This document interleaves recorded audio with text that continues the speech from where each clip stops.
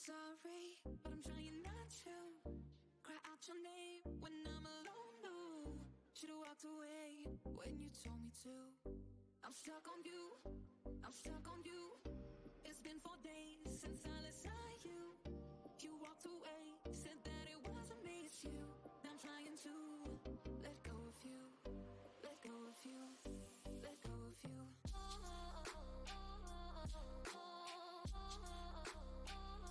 Let go of you.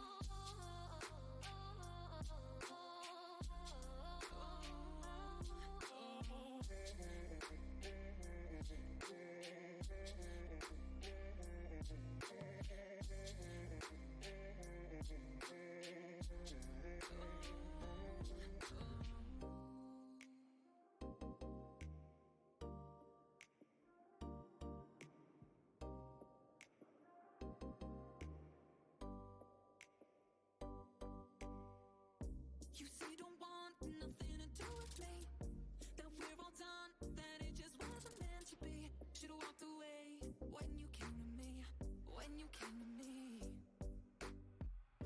It's been 4 days since I last saw you. You walked away, said that it wasn't me, it's you. Now I'm trying to let go of you, let go of you, let go of you.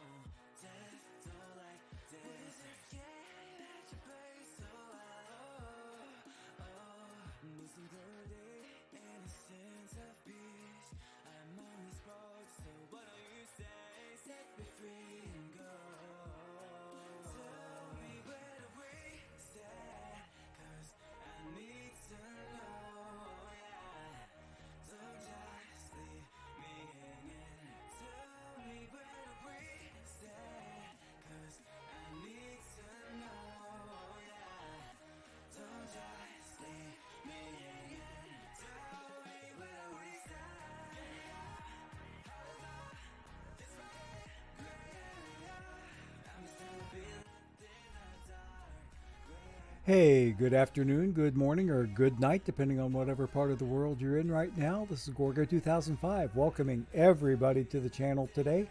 We appreciate everybody being here, even though I imagine there's a goodly number of you that may already have your drops for the day, because we've had a couple of streams that have transpired already today on the affiliate front between Your Kidneys and EVC and NYC2. So we appreciate them coming in and doing their thing today. And what it means is, you never got your drops yet, Breeze? Okay, good. Well, you can get a goodly part of them, if not all of them, here. I've already got all mine. But I need to give some special shout outs and special thanks to Your Kidneys. Ben has very, very kindly gifted this channel with not just one, but two 1-month tier 1 gift subscriptions to people in the OOTP community. One of the 1-month subscriptions went to RDT24, and the other went to Erie GM. So we greatly appreciate the support from Your Kidneys. He was doing a Merry Christmas stream and was managing to give away gift subs to just about all of us affiliates, including some to himself. So it was kind of cool. Okay, you also sold Diamond Heisel, or Larry Heisel, I think that is, for like 36.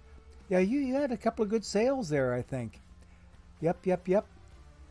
Yeah, so Kidneys did a kind turn to all of us OOTP affiliates and gifted subs all over the place. Earlier in the day, I had gone out and bought some subs for myself on other affiliate channels, and he helped fill in some gaps on. That's right. He also gave me a sub to an affiliate that I was unaware was actually an affiliate. So I thank Your Kidneys very profusely and very kindly for his generosity in giving all those gift subs in all kinds of different directions. But a lot of people are going to get the benefit from all of this. I also took advantage of taking some of my Twitch payout from this month and applying a goodly portion of that to other affiliates today on Christmas Day. And I'm hoping that everybody here is having a fantastic Christmas, a great Hanukkah, and an overall happy holiday, whatever faith community you belong to. If you happen to have a holy day or in this neck of the woods, we certainly wish everybody nothing but the very best. I did get to video chat with all of my grandkids today, all 8 of them. First, I got my two of my 3 oldest granddaughters. They came in first this morning, and I got to see their goodies that they had opened up. Then I heard from my 3 grandkids up north, up in the extreme northwest corner of Ohio, and got to see their goodies. And one of the things that one of my granddaughters up there got, I have a grandson and 2 granddaughters up north, and the older of the 2 granddaughters, who is currently taking gymnastics lessons like her mother did at about the same age, her parents gifted her with a single bar, like a gymnastics bar for doing a bar routine. She doesn't have double bars yet, but she has a single bar that she can use because she's only working on 1 bar right now in her classes. So they bought her a gymnastics bar so she can practice her bar routine in the basement, which I thought was beautiful touch, including the padding mats that go down on the floor so that if she happens to have a crash landing, it doesn't hurt because it's padding the cement floor that would be there otherwise. Otherwise, she might be hurting a little bit. But I got to see that. The whole family got a Nintendo Switch for Christmas. Now, my that was the family up north. My oldest granddaughter, who is a teenager already, can I believe that? She and her sister got all kinds of clothes, and they got some money. They bought a bunch of books, or they got a bunch of books because they're both bookish type young ladies. Um, and let's see, I'm trying to think, what else did they get? Oh, they got some Lego sets and other assorted whatnot, and an occasional game that they could play on either their Switch or on their tablets or their Chromebooks, because they both have Chromebooks, I believe, for doing schoolwork and that sort of thing. So that's what they got. Now, the other three grandkids were on their way to go visit their other grandparents, and I did not get to see much of anything that they got, but I heard through word of mouth some of the stuff that they got, and it sounded pretty cool. But I'll get to see this particular bunch in person, along with all the other grands and their parents and their the grandkids' single aunt, my one daughter who is unmarried, the one that's the tenured librarian, and we will all gather on New Year's Eve and have our family Christmas party on that night. So as the way things stand right now, since I normally stream at noontime on Saturday, that would be New Year's Eve, we're not having our family party until the afternoon. So I think I'll be able to do 12 to 2 on Saturday, on New Year's Eve. And I would be raiding into Teswiji if he is indeed streaming on Saturday. So that would be the plan as usual, and I see no reason to change that because our family party shouldn't start until later in the day. So the Sunday stream that would normally place like right now, today, that would also be able to happen because we're going to be spending the night up at our one daughter's place, the one whose three kids we talked to last, that they were on their way to the other grandparents to celebrate Christmas with them. But we'll be having a family Christmas at their house on New Year's Eve. And I will be spending the night up there along with my wife, and we will be, I'll be fixing breakfast, New Year's breakfast for everybody. I'm going to take up a large batch of my homemade geta, and we're going to have geta and eggs for New Year's breakfast, and everybody's going to party hardy on New Year's Eve and New Year's morning, and we get to watch the parades together. I guess the Tournament of Roses is the big thing on New Year's Day, so we'll have some fun with that. But I should have plenty of time to get back home so that I can start the afternoon stream at 3 p.m. So I see no reason to change my schedule for this coming weekend. We thought at first I'd have to cancel today, but several inches of snow and sub-zero wind chills came to pass, and we demurred on visiting our oldest grandkids, the ones that I mentioned first, the ones who we video called first. We visited with them first because we were supposed to go visit with them, but didn't want to take a chance during the 20 to 30 minute car ride it would take to get to their house to possibly have a breakdown, with as cold as sin as it was outside. We didn't want to take that chance. So we're going to get to see them anyway this coming weekend because the temperatures are supposed to get up, in the 50s?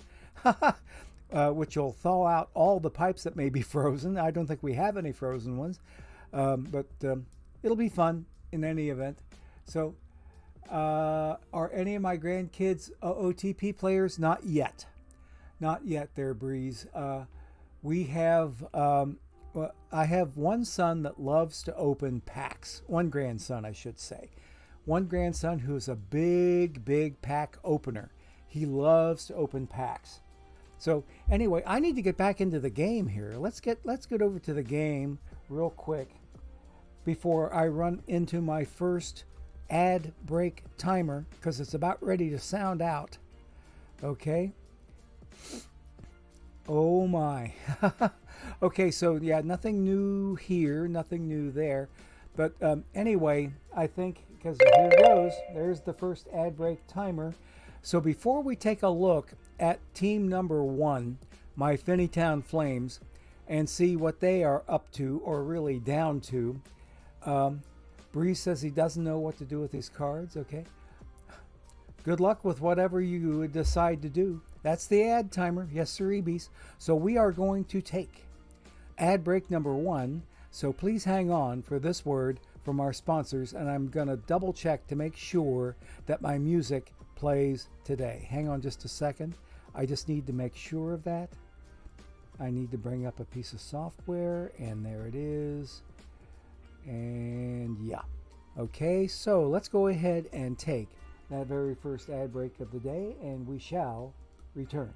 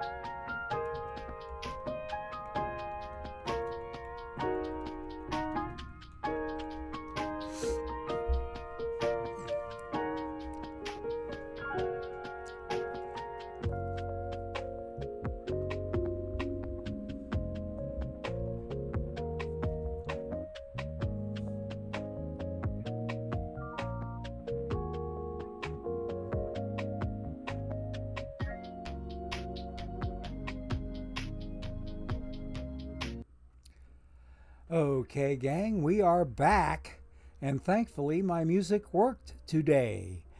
So I didn't have to invoke another piece of software in order to kick in the background music for the ad break. So we're ready to take a look at my Finneytown Flames and see how they did in their diamond season, their umpteenth gazillionth one in the past several, quite a number, 20 plus seasons. They've only had maybe 1 or 2 exceptions when they were back in gold, but the rest of the time they have been in diamond. I think it's somewhere I think between 25 and 30 seasons that we've spent in diamond so far. So yeah, it's been a pretty nice little run. I'd say probably 27 or 28 seasons in diamond at my best recollection. But anyway, the plan of action for the day. We're just going to take a quick look at the 3 teams. We're going to do some historical happenings, and that is we're going to do historical simulation of the 1927 New York Yankees season to see how many achievements we can get and try to win ourselves a pack, because we are due. We're 72 hours plus away from our last historical challenge pack, because you only get one every 72 hours. And I try to time it so that I do one on Sunday. That is for each of my accounts. I do one on Sunday, and then I go and get a midweek one in sometime either Wednesday evening or Thursday morning. I just happened to get them in on Thursday morning this past week, and they are ready to roll for right now today. And we should be able to go out and grab some. Now, my other 2 accounts, I'll wait until after my stream is over, like until this evening, to go get their packs, their challenge packs. But we're going to get the Flames challenge pack today sometime. We're also going to see if we have enough time left over. We're going to take a look at perhaps another simulated World Series. My returning champion, 1976 Cincinnati Reds, still playing in the now demolished, but back then not demolished, Riverfront Stadium. The old cement donut will be hosting at least 2 games and possibly more of a simulated World Series with another team to be determined, and we'll probably let chat have an opportunity at that. But I'm also playing with the idea of coming up with a team myself. So we'll just see how that rolls as we move along today.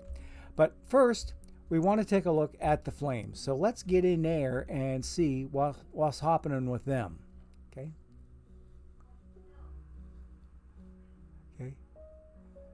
Yeah, Breeze, you can't get much better advice than I rock this. He is very good at at team building, extremely competent at team building. Okay, I've got myself three running tournaments, three quicks here that are running 32 team, best of seven quick tournaments. And I may take a look at this longest running one, the 7 tournament here, '07. After I'm done taking a look at my flames, you can see, oh my, okay, yeah, I started the day with something here, and I'll show you what the something was I started with. I managed to get through almost all of my 200. It was nearly 200 packs that I went through yesterday on yesterday's stream. I stopped when I got to 5 diamond packs. They are going to be saved for this coming Wednesday's pack rip. And I already have 10 drops for today on the affiliates streams. So I already have my 10 drops for the day, holiday drops, because remember, all of last week terminating today, and all of this coming week terminating on New Year's Day. You get double drops. You get a silver pack and a standard pack for every drop you get on both affiliates and on the official channel. Now, we just got word today through the side door that DishNet 34 will not be broadcasting tonight. The Perfect Team or Perfect League World Series will not be broadcast tonight, sadly. And he did apologize for the inconvenience, but other things like real life has gotten in the way. And of course, we understand that, and we don't hold that against anything or anybody or anywhere, anyhow. So there will be no Perfect League World Series this evening, to the best of my knowledge. And I feel another sneeze coming on. Am I going to do it? Yeah, I am. Oh, there we go. And do we have another? There we are. Cleaned that one out real good. If anybody was on the other end of that microphone blast, I apologize. Hey, Merry Christmas there, D. Goist. Yes. Yes. If you hadn't seen or heard about it, Laptop Hound came up with a great reminder. Go to the OOTP announcements channel in the Discord and look to see what has just hit. There is a 100 card limited edition goated Ricky Henderson. I do mean goated. It's a hot commodity. Anybody that gets that card will be extremely fortunate. So anyway, just to let you know, that 100 card limited edition, and it is a perfect Ricky Henderson, is out there to be grabbed in packs. So be sure to open your packs if you want to have a chance to get him, because I think those 100 copies will go fairly fast. All right, great reminder there. Okay. Bless you, times two. Thank you there, Breeze. And as I've mentioned before, my old high school biology teacher from my sophomore year of high school, I have her as a Facebook friend. She's up in years a little bit, yes. But she taught me the origin of how people came to say bless you when a sneeze happens. And it goes all the way back to medieval times when, there was nothing in the way of modern medicine going on. And, there were little things like the bubonic plague and, other such ailments that could easily take a person's life, that if you sneezed, it was common thought that you may not be long for this world. So that's why if you sneezed, somebody would say, oh, God bless you, because they were, to try to protect you from an early demise. So that's how the custom of blessing people when they sneeze came about. And I thought, hey, that's fascinating. Great piece of trivia. Great piece of trivia, okay? Mm-hmm. Unfortunately there, Breeze, she's the last one left. She is the last one left of all the teachers that I've had in public school. My math teacher is gone. All my other science teachers are gone. My sophomore biology teacher is there because she wasn't that far out of college when I had her for 10th grade biology. So yeah, she's only maybe, I got to think, I would have been 16 years old that year. I would have been 16 years old that year. She was probably no more than 8 years older than me. So I would dare say she is presently on the upper side of 70 something. So that's how she's still around and kicking. But all of my other public school teachers have sadly left this plane of existence for the one that goes beyond this.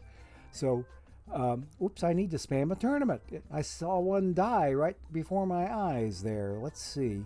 Ace of Bronze. Let's get in there and see what that is. Okay, now, let's take a look at my flames and try to see what's going on here. I started the day with the 5 diamond packs that I had left over yesterday. I only picked up 15 packs yesterday, which is a very, very light day for me. It's still double digits, but I had 10 drops and a 5-pack second place in a quick tournament. That was all that I got yesterday.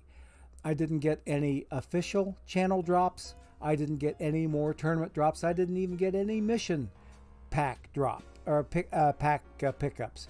So we're hoping to be able to get myself through, I'm thinking now maybe perhaps a couple of missions today if I get half a chance. I'm going to take a look at the opportunity while we're in looking at my team. But there's some really exciting stuff that was going on with my flames. Be ready. Another sneeze. Here we go. Oh, there we go. And again, I apologize if your ears got blasted out. Maybe I need to hit my mute button when I feel a sneeze coming on. But what it does is it loosens up the stuff in my sinuses and just makes for a kind of an ugly mess. But anyway, here's how my season ended.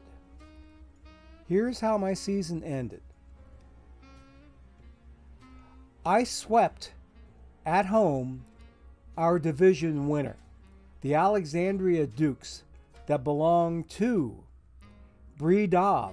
If Bredov is in the chat, his team won the division. I swept him in the last 3 games. But it didn't make much difference for me because take a look what happened before that. I lost 2 of 3 to the Berg Bienwald Bullies. I lost 4 games on the road. I was swept on the road by the St. Paul Saints after having lost the last game of the series, or really 2 out of 3, from the Quito Condors, also in my division. I ended the entire season against everybody in my division. And I only came out 1, 2, 3, 4, 5, and 1, 2, 3, 4, 5, 6, 7, and I think there's an 8th one. 8. I had 8 losses versus 5 wins, including that road sweep by the St. Paul Saints against my boys. Here's how the season ended up, if you're ready to look at this. This was about as fun a season as I've ever had because it went down, quite literally, to the final game on the final day. Here we go. I have to come back here to get to the standings. The St. Paul Saints that swept me in 4 in their park, they ended up tied with me 1 game away from, here's our Discord buddy and Twitch buddy, was in there. He got the final wild card slot because the Sixes Tornadoes, owned by Jacket 1515, they played Waz's Saber-Tooth Tigers in the final series of the season, and they were trying to sweep the Tigers. The Tornadoes were trying to sweep the Tigers. If the Tornadoes had won their final game, we would have had a three-way tie, and we would have had to have play-ins all over the place for the final wild card slot. If that ain't exciting, I don't know what in heck is. It was a really, really fine way to keep up. Fine way to keep up. But it was, a really nice. You couldn't have gotten any more exciting than that. Down to the last game of the last series on the last day to determine the winners. So it's GG's to everybody else in my division, but especially to Waz in his division, the Malville Magnetons, the New York They Might Be Giants. They won the wild cards, and then the three teams that won their divisions. There's Jacket 15, Sixes Tornadoes, the Ciudad Juarez Iron Pigs, owned by Maz Canuck, and the Alexandria Dukes from Bredov. Okay, those three division winners and these three wild cards are currently in the playoffs. And I ended up only one game out. So it was kind of sad that way, but still, I'm not ashamed at all of this result. I mean, like the 5-game losing streak that I had towards the end of yesterday didn't really help me any, but then it's baseball. That's how it goes. So I don't really mind so much having a result like that. It was a fun season, even if I was on the short end of the stick when it came to the playoffs. I came close. That's about all I can ask of my team, is that they did come close. That means I did survive the relegation pile, so I don't have to worry about them. BC Marsh, another Discord and also Twitch friend, he has the St. Paul Saints, and a special GG's to him for that 4-game sweep that pulled him up from 4 games down below me all the way up even with me, and that's how we ended up at the end of the season, was dead square even with each other. Okay, now as we move on, let's take a look back here. I want to see how the league postseason stuff is going, because we have all kinds of familiar names in this league in the playoffs. Let's take a look at the wild cards. In fact, let's take a look at the entire tree. I like that particular view. The Methuen Silver Sox, who I'm not too terribly familiar with them, but the Windy City Summoners got knocked out by the Silver Sox in 3 games with a 2-1 margin. The Woodward Avenue Brawlin' Birds took 2 in a row off the Erie Seawolves, and I'm not sure if that's Erie GM or not. I kind of wonder about that. But they ended up losing out to the Mendocino Cardinals in a 3-game sweep.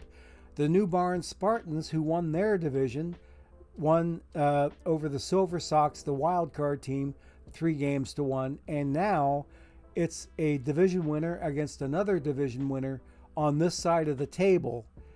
And the Cardinals are up 1-0 here. Now over here, there's the Malville Magnetons, played the New York They Might Be Giants. The Magnetons took them, so they came in here to play the Ciudad Juarez Iron Pigs, and they took them to 5 games and won it. So the Magnetons are trying to ride the wild card magic all the way to the World Series. And we'll see how they do. Because look at Waz right here. Swept his wild card series, and he swept the Sixes Tornadoes in the division series. So here he is. He's going up against the Malville Magnetons for a shot in the Diamond 356 World Series. Okay, so best of luck to all 4 of these teams. Any one of them could obviously, in fact, one of the 4 is definitely going to take it all and make a jaunt up the ladder to Perfect League. So best of luck to all of them, while I sit on the sidelines and cry into my beer, which I don't drink because I'm on keto. Okay, we got another sim coming in. Let's take care of this.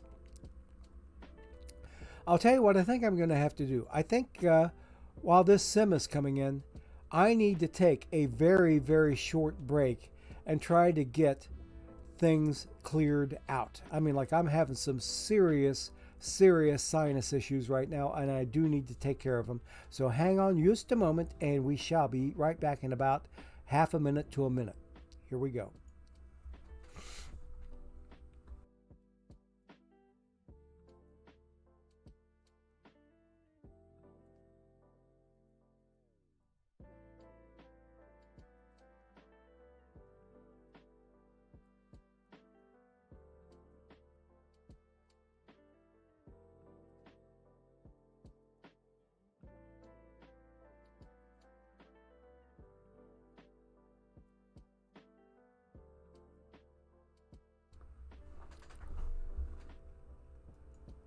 Okay, I took care of that off camera. Thank goodness for small favors. I almost took care of it. There we go. Okay, now it's taken care of. All right. So, anyway, let me see if we can tell from the card shop if there are any Rickies that are out there for sale. And we are looking. Oh, I don't want the mission. I want the stuff. There's a 53 Ricky Henderson. Let me see what else is out here. There he is. This is the goated Ricky Henderson. And it's not really telling me what number this is. It's not telling me. Does anybody know of a way for me to find out how many of a particular card, a limited edition card, how many are out there? But there is one for sale. Did you see the price? L10, or there's a buy order for $350K out there, but none are for sale. There are none of these cards for sale, but this is that goated Ricky Henderson card. What I mean by goated, look at the speed, look at the stealing, look at the base running, look at the defense, look at the BABIP and contact, avoid Ks, oh baby, gap power, regular power, woo-hoo. This is, like I said, totally goated. So, yes, Merry Christmas to you, 39 Cobra. Thank you. Okay, so let us see. Does anybody have any idea how you go about finding out how many of a particular card is out or on the market still? Does anybody have a technique for finding that out? Anybody at all?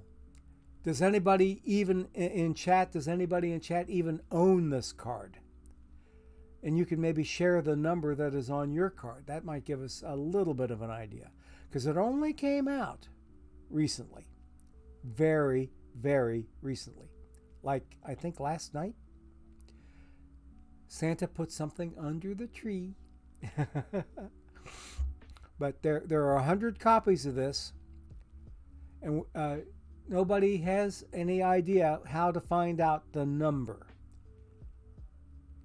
That's what I'm wondering about, because otherwise I have no prayer as to what the number is. You think Dish on the OTP team has that how many are owned until somebody posts in Firepool? Oh, Firepool. Okay, that might be one idea. Let me take a quick look in the Firepool in the Discord. Let me take a quick look.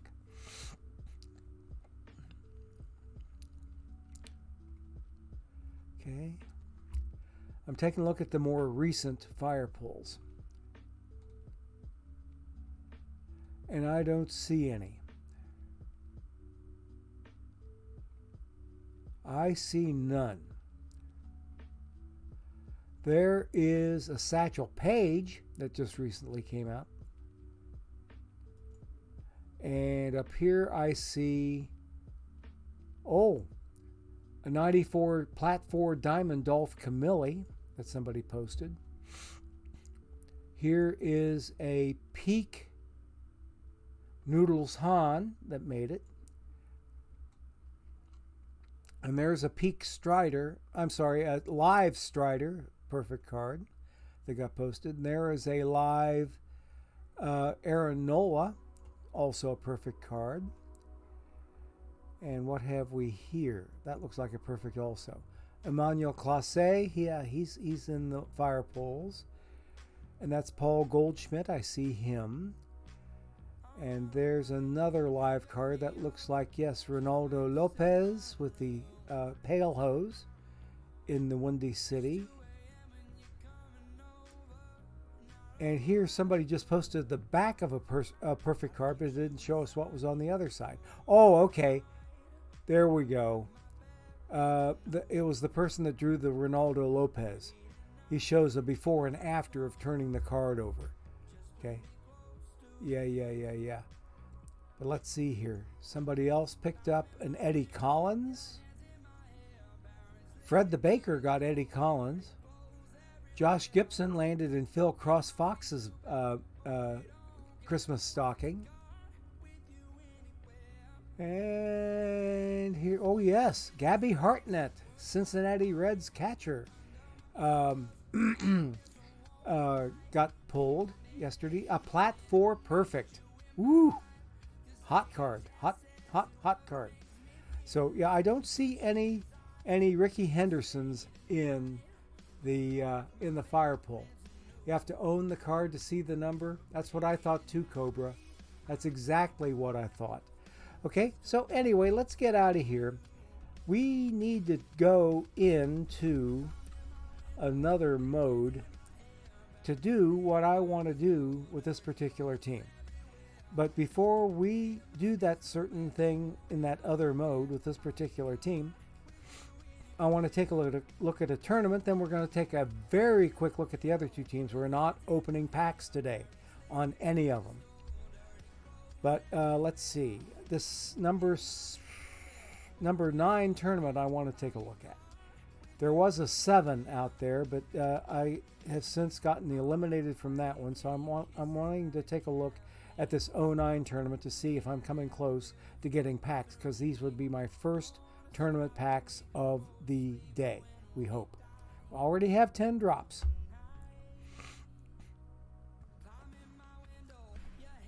Okay, come on, anytime now, game. I guess I have to wait for the Circle of Doom. There's the Circle of Doom, which means about right now. Did I call that or what? Ooh, I'm losing to the Ljubljana Dragons. That's a town in Poland, I do believe. Mad Viking, 1962 is the manager, and right now they're cleaning my clock. 3-zip in round 2. Ouch. And look who I played in round 1. I played the San Diego Swingers down there. Okay?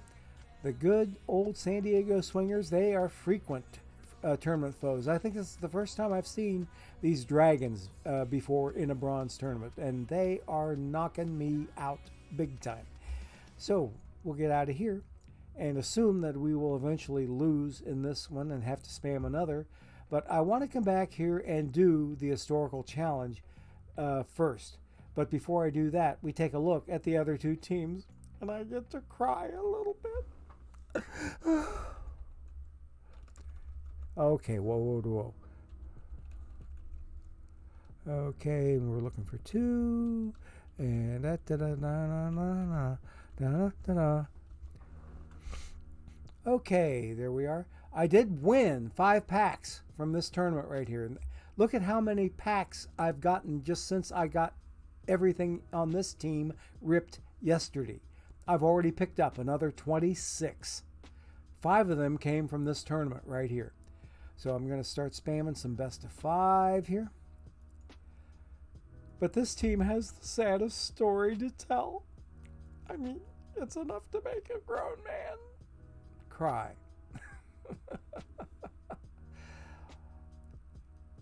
Because they just got promoted from iron up to bronze, and come tomorrow morning, they won't be in bronze anymore. Even though they won their final game of the season, look at that, 28 games under 500. And if we look here in this particular table, next to last in the league, and 6 teams are getting sent down to iron, and I'm one of those 6. So the Wildcats are going to end up one more time in iron after only one season back in bronze. So anyway, that's them. Let's take a look at team number 3. My Juggernauts. And there's our next ad break.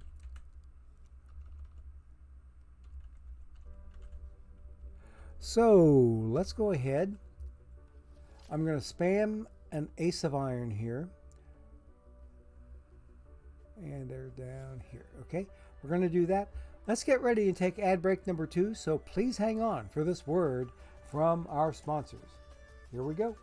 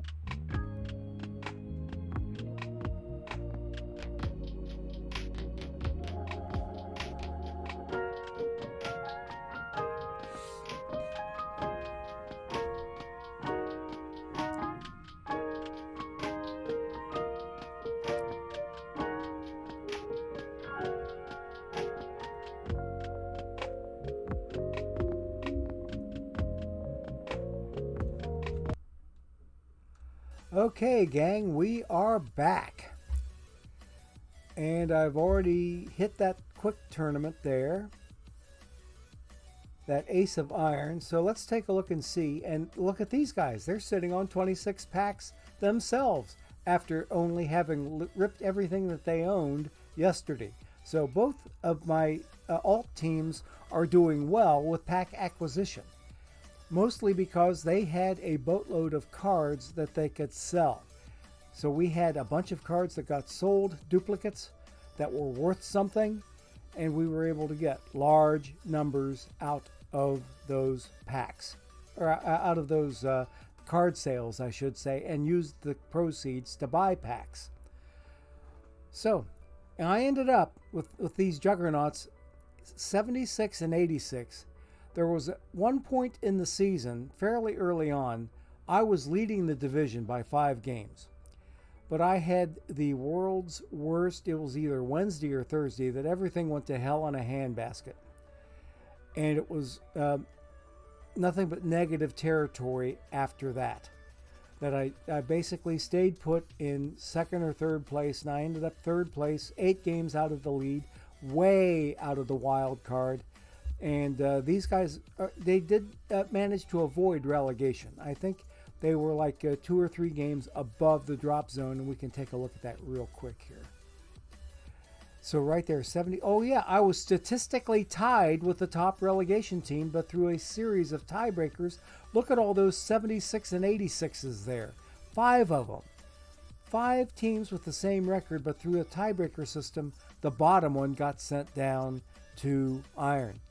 So yeah, I ended up statistically tied for the drop zone, but I didn't get placed in that particular spot. So I'm grateful for that little development.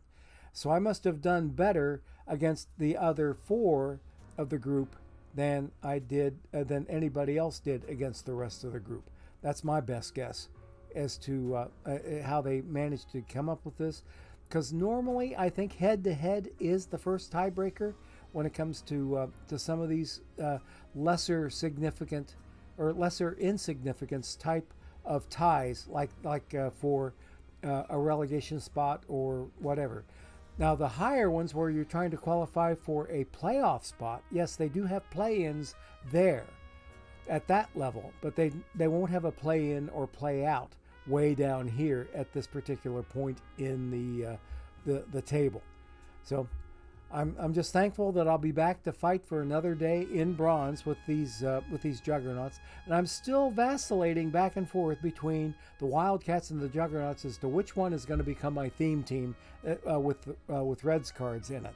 So I'm still in the process of evaluating all of the Reds related talent that I have, because there's a lot of cards in there that aren't necessarily Reds cards that might be players that either later than the card played or earlier than the card played had been with the Cincinnati Reds organization at some particular point in time, enough to be able to claim them as being on a Reds based theme team.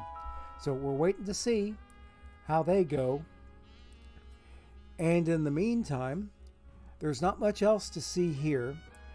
Once I do decide on which one of these two is going to be the theme team, we're going to be dropping the whole idea of packs only for that team. The other alt will remain packs only, but the team that goes to the theme team concept, it will be allowed to buy cards on the card shop, and it won't be relying so much on its packs for its contents. We'll be able to go out and buy some stuff. And the first things I think I'm going to buy with some of my proceeds will be, it won't be to buy packs. I'm going to buy Iron tournament cards that team can use, and see if we can get ourselves a decent Iron tournament lineup that will win its own share of packs. And once we get that one straightened out, then I start buying other cards in the card shop that will be Reds related only. Okay? And I'll be maybe selling off some cards that aren't Reds related only. We'll just have to play it by ear and see how it goes. But that's what the plan of action is. So we will be doing that eventually. So let's get out of here and go back to team number 1. Because what I want to do here is get that historical challenge running, just to show everybody how quickly you can get yourself a free pack. You can only get one free pack every 72 hours. And I just did the unthinkable. Instead of hitting log out, I think I hit go into perfect team. Yes, I did. I have a bad habit of doing that. I need to log out of here. And let's go back to here. Okay. Oops, not that.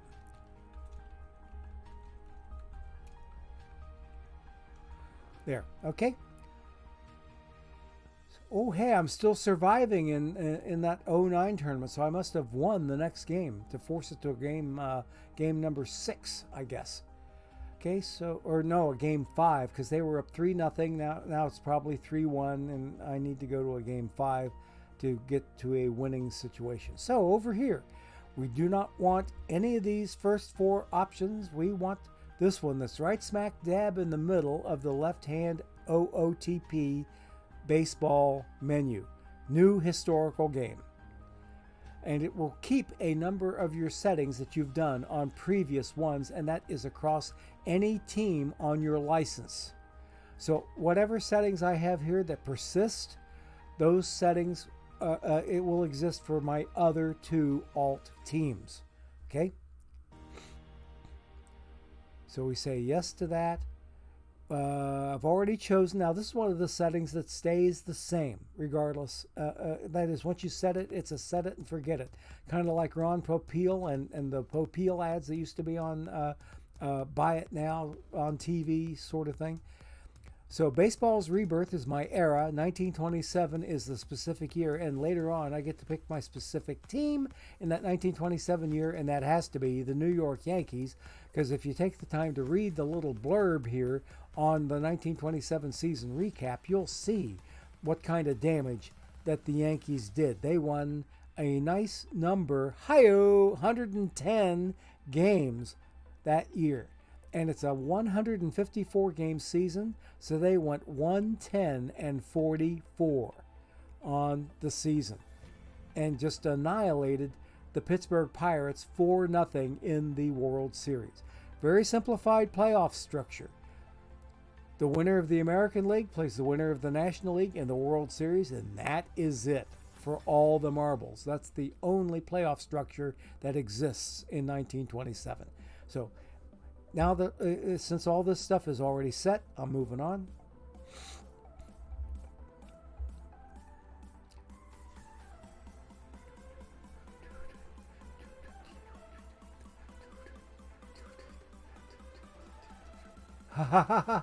Good rating. Oh, baby, a triple. You mean this one there, Breeze? Oh, baby, a triple. Oh, yeah. Something like that. Okay. Oh, Breeze is saying I should have tanked, except tanking is against my philosophy. Tanking is definitely against my philosophy. But I do have the sound effect for your "Oh Baby, a Triple." Now I hit the bottom checkbox over here, and that automatically picks up the top. And then I keep on going and keep on going until I get to here, and I'm going to name the game's name as 2022-12-25, and it is now 3:51 p.m. And I need to put a space in there and put a 3 and a 5 instead of a 2 and a 4. 351. And now down here on the save structure, I will tell it to save once a virtual month. And the reason I do it there instead of once a virtual year is because one time I had my computer die on me in the middle of a challenge, and this is my insurance policy against that happening. All I would have to do is go back and load the game that I most recently saved, which would be this, whatever name was I was playing at the time I got knocked out, and it'll pick up right where I left off without me having to recreate anything of it. You notice my manager name, it's my nod to my favorite Reds manager, Sparky Anderson. This would be his fictional Pappy. That was born in 1887 and would have been a whole 40 years old at the time of the 1927 Yankees season. So that is my manager, old Sparky. So we keep on going. And I feel another need to come on here. If you pardon me just a second. Okay. Maybe I need to keep that hanky close by. And here's where I choose the Yankees. Boom. They are red bordered. They are properly chosen. Now we get to go in, and after about a similar gap in time, I get to configure my continue button that I have up here in the upper right. That I try to set it up so that I go with optimum speed and not worrying so much about the base game details. I'm skipping over all of them because my only interest here is to win a pack. I'm not interested in the base game details, unfortunately. Now, someday I might get a little bit more interested in them, but for right now, my main interest is in the pack. So I'm going to configure that continue button. That's the central part of this game mode. So I uncheck everything and change this drop down from a day to a week. This way it will simulate an entire week of baseball at a time, which happens pretty quickly. And you'll see how quickly here in just a bit. I'm ready to go ahead and start. We are now simulating days of action up to that is right up to opening day, because it will stop and pause the game's progress when it gets to opening day, and you'll see that happen here very shortly. I think that's another Harris Heller tune. Yep, I'm right. Welcome Anarchy. You can tell a Harris Heller tune just about everywhere. They're all instrumentals.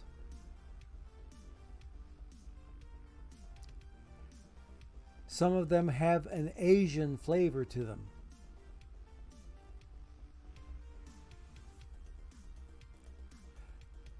So we're getting the season set up.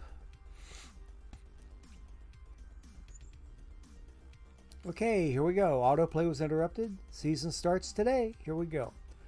Continue button, and watch how quickly a week of baseball transpires. There is a week of baseball in all of MLB. Okay, so we have an achievement. Anytime I get an achievement, any single achievement can drive the pack. It's an entirely random thing. Any single achievement can get that pack for you, and I hope to be able to show you when that pack happens.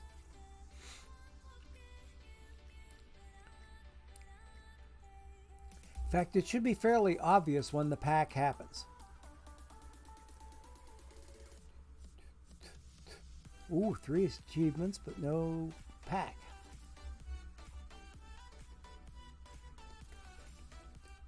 Nothing that week. Got 1 that week. Yeah, you'll see there are various and sundry things that I sometimes have to click through down here in the middle of the screen. Another week with no achievements.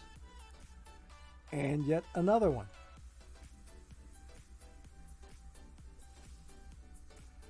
And I got to click through that. No achievement there either. There's one. Babe Ruth got a Player of the Week. Okay. And the Yankees, okay, they swept the series, okay, for the first time. They look like they're starting to build up a little bit of a lead. Yes, they are up 8 games in their league. The American League is getting run over with Yankees. Okay. But the Pale Hose look like they're starting to catch up a bit. Look at there, only 3.5 back. They were close to 10 back just a little bit ago.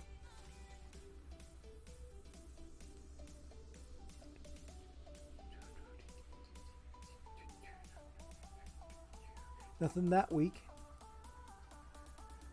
Okay, an on-base streak. Still no pack yet. Got to click through all this middle of the screen stuff.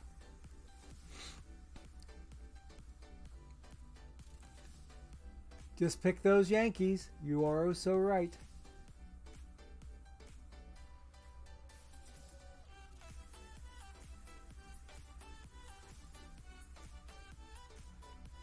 Oh, who's MLM? Major League Managers. Kidneys. MLM is Major League Managers, I think. I think that's how they list themselves in the affiliate schedule. I think it's Major League Managers. Let me tell you real quick, if I can find it here. Where's my affiliate schedule? Here we go. Right, there it is. MLM Online League. They stream on Tuesdays at 4 p.m. Eastern Time. MLM is Major League Managers. Okay? That's who I'm looking for. And they also stream on Thursdays from 4:30 to 6:30 Eastern Time. And it looks as if, see, I'm already subscribing to Nursha Bainco. So if you go ahead and give me an additional month for that channel, I think I'll be covered. Okay? If you give me an additional sub, and I thank you in advance for that gift, Nursh would be a good one to have it go to. Okay? Even though I'm already subscribing to him, if you can hit him maybe again, that would be helpful. Okay? So, you don't think you can do additional? Okay. Okay. Well, hopefully. I know it allows me to do additional, even though I'm already subscribed. Okay? We have to go back to the simulation here and keep going. No achievements there. Come on, game. Give me some of these achievements so I can get me a pack. I want a pack. I don't want anything except a pack. Not there.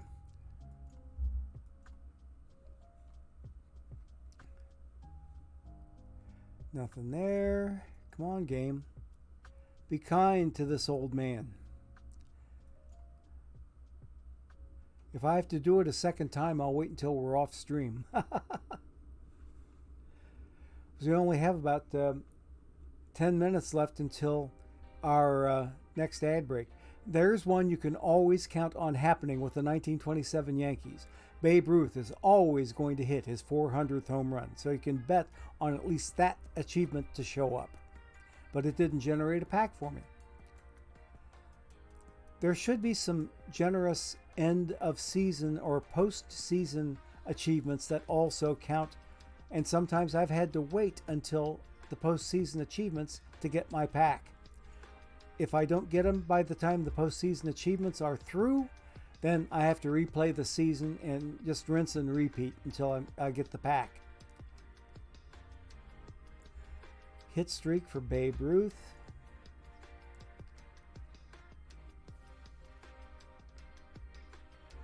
Okay, I appreciate it there, kidneys. I already subscribed to Kava, Breeze. I already have Kava.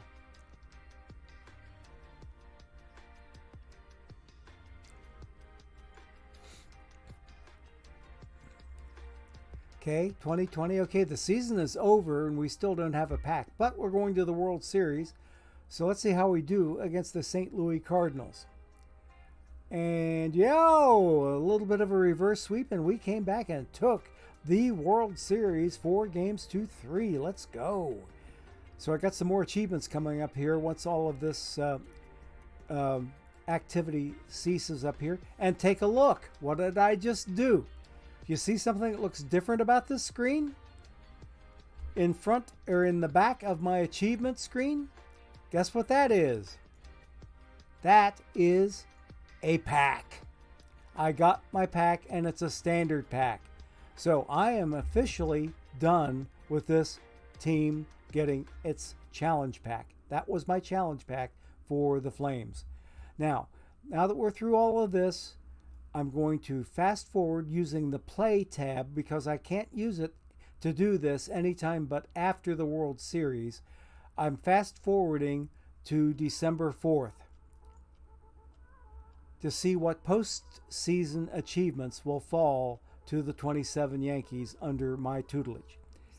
And for some insane reason, I always seem to earn one particular achievement that is really aimed at me. All I did was click a mouse. But I usually get Manager of the Year, and there it is. Due to my mouse clicking prowess, I have won Manager of the Year. Babe Ruth is the MVP. Wilby Moore is the Rookie of the Year. Lou Gehrig got a great bat, and Mark Koenig got a great bat, or great glove for shortstop. So those would have been extra achievements. If I hadn't already gotten my pack, I might have gotten it with those postseason achievements. And with that, this team is done. I can jump out to the OOTP start screen and be done with this whole historical challenge business.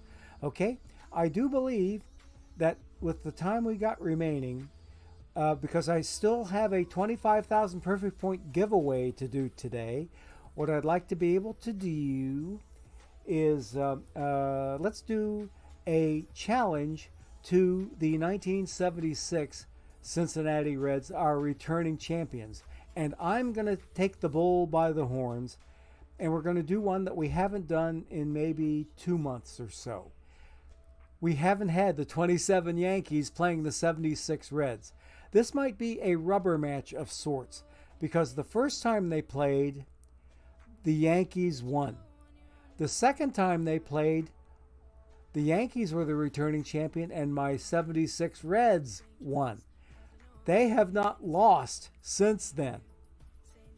So they have a revenge match coming up, and really a rubber match, if you will, against those 27 Yankees to see who can take this best of 3 World Series showdown. Okay? I like the idea. Okay, what are you saying there? There is no giveaway going. Yeah, I don't have a giveaway, Breeze. I do not have a giveaway. Yep. I don't have a giveaway, but I will later. At the end of my stream, I will have a giveaway. I will have a giveaway. But it's always at the end of my stream, not at this particular point. We do it like the last 10 minutes of the stream, thereabouts. Okay? I've got me an ace of bronze that I need to spam because I died again. Okay, so we are ready. Let us go and get to historical exhibition. And I am taking the managerial, or making the managerial decision. We are going to play the 27 Yankees against the 1976 Reds, who are the home team in the now demolished, but and now actually fictional Riverfront Stadium. Because, Riverfront Stadium got demolished some time ago, but that's where at least 2 of the home games are going to be played. And we're also playing in the old Yankee Stadium, too. So we got all that to look forward to. Baseball's rebirth is the era that I want. I want 1927 as the year. And we are going to choose the Yankees at this point, and they are right here with that 110, hi-oh, and 44 record. Now, the home team is going to be Baseball Boom is the era. 1976 is the team. And we're going to choose my Cincinnati Reds. And there we go. We disable injuries. I don't want anybody getting hurt playing this game. Okay? 2-3-2 on the World Series structure. 7 games, best of 7. 2 at home, 3 away, 2 at home, and let's go ahead and create this exhibition and go on from here. And we're also using 1976 headings. So onward and upward we go. We only have about 4 minutes until, or maybe 3 minutes until the next ad break. Okay, the exhibition was set up. Here we get a quick look at some of the rosters, but I'm not that interested in the rosters. These are all fabled names. We don't have to pay much attention to them. Wait a minute. Okay. Oh, I see. That's reserves. Here's reserves down here. The Reds roster's over here. Yeah. So let's go ahead and we're going to the Play Ball tab and get this series rolling. Okay. Let us go and simulate Game 1 of the World Series with George Pipgrass hitting the mound for the 27 Yankees and Pat Zachary on the mound for the 76 Reds. Here we go, and Game 1 goes to the Yankees in a squeaker, 4-3. Let's check out the box score. Oh, baby. Oh, 3 runs in the top of the 8th to win it. After we were tied 1-1 through 7 complete. So the Yankees came up with 3 runs in the top of the 8th, and we could only answer them with 2 in our half of the 8th, and that's how we came up short by 1. We out-hit them 7-6, but we did commit the game's only error. So we are looking in the top of the 8th. What happened here? Lou Gehrig hit a double off of Raleigh Eastwick, and Pat Collins hit a bases clearing triple. Is that where the 3 runs came from? And Danny Dreesen hit a 2-run double off of George Pipgrass. So that's how they got the 2 runs in the bottom of the inning. So Pat Collins. Let me see. Yeah. I want to look at the game log for the top of the 8th to see if the bases were loaded when Pat Collins hit that triple. Let's see. Top of the 8th. There we are. Okay. There's a single, or somebody got on base first. Base on balls to Earl Combs. Raleigh Eastwick is the pitcher. Then 2 base hit off the bat of Lou Gehrig. So we have him sitting at second and third, nobody out. And we had an intentional walk to Babe Ruth. Smart move, except he came around to score. Bases are loaded, and there is the triple off the bat of Pat Collins with the bases loaded, and all 3 runs came home. Earl Combs, Lou Gehrig, Babe Ruth. Ouch. So the 27 Yankees are the proud owners of a 1-0 lead in our simulated World Series. We will finish the day and then go on and we will play or simulate, game number 2. What do we got going here? What do we got going here? Okay, as a heads up, giveaway won't be the word, okay? It'll be either enter or ticket. Thank you, Cubs fan 23 Steve, who happens to be a 4-time winner on my stream. He has won 100,000 perfect points from my stream because he's a 4 times 25K winner. Okay, my only 4-time winner. Okay, so let's take a look-see. We're going to simulate game 2.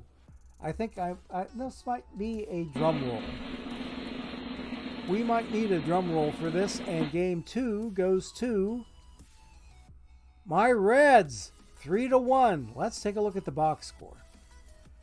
And take a look at it. Top of the first, the Reds spotted the Yankees to a 1-0 lead, and it was off the bat of Mr. Lou Gehrig with a solo shot off of Freddie Norman. Then, in the bottom of the 6th, Pete Rose hits a go-ahead solo home run off of Waite Hoyt, who very ironically ended up his broadcasting career as the radio man for the Cincinnati Reds. Okay? So, then Lou Gehrig in the top of the 9th drew a walk. Top of the 9th, Tony Lazzari drew a walk. Okay? But it didn't do any damage because that one run that Pete Rose got by himself, that turned out to be the game winner in the bottom of the 6th inning. So 1-0 for 4 complete. 1-0 in 4.5, and then we got a 1 run to tie it up. That was, let's see, bottom of the 5th. I don't know how that scored. Let's look at the game log and figure how that bottom of the 5th happened. Bottom of the 5th. And that, okay, let's see here. All right. So, okay. How did JB? Okay, I see now. On this single off the bat of Danny Dreesen, Cesar Geronimo. Okay, that's what happened. Cesar Geronimo got on with the single. Then JB got on with the fielder's choice, and they threw Geronimo out at second, got the force. Then JB gets driven to second and rounds second and goes to third on a single off the bat of Danny Dreesen. Then another. Okay, I take that back. No. Wait a minute. Hang on a second. Is that what happened? JB hit into a fielder's choice. Then, wait a minute. How did he? Okay, second. He went to. There's what it was. Danny Dreesen drove him to third base. And then he came home on a fly ball off the bat of the pitcher, Freddie Norman. Freddie Norman drove in the winning run. There we go. I just wasn't reading that straight. So, anyway, Rep Rose hit a dinger. He got him on occasion. Not very often, but he would get him. Pete Rose didn't just slap the ball. I mean, when he slapped it, that time he really slapped it. Probably nothing more than a line drive straight over the fence. He just tattooed the ball, hitting it squarely on the screws. Okay, so that's what happened in game number 2, and we are tied at 1 game apiece. And we are already a few minutes late. Let's take ad break number 3, and we will come back and continue the action in this simulated World Series. Okay, a word from our sponsors. Please stay tuned.